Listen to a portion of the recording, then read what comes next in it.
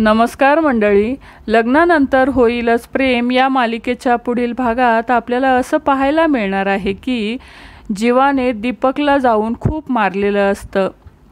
त्यामुळे पोलीस जीवाला अटक करण्यासाठी आलेले असतात। देशमुख कुटुंब हे खूप घाबरलेलं असतं। हॉलमध्ये सर्वच जण जमलेले असतात।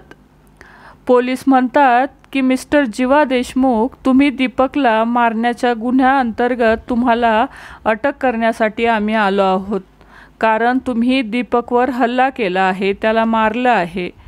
त्यावेळी जीवा म्हणतो की माझ्या बायकोवर जर कोणी हल्ला केला तर त्या हल्ला करणाऱ्याला मी कधीच सोडणार नाही।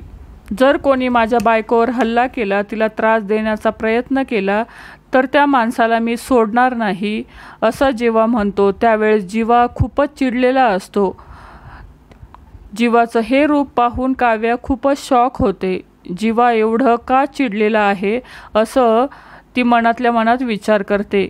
मानिनीलाही वाटतं की जीवा आता पोलिसांच्या ताब्यात जाणार की काय।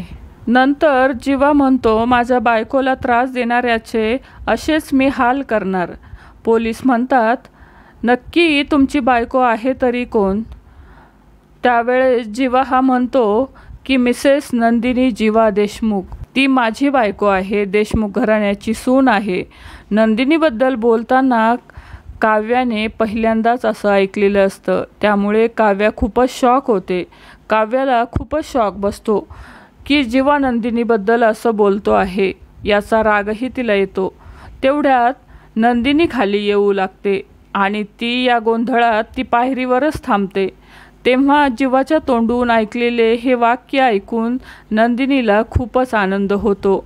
इतक्या दिवस नंदिनी ज्या गोष्टीची वाट बघत असते, कधी मला बायको म्हणून स्वीकार करतो याचीच नंदिनी वाट बघत असते।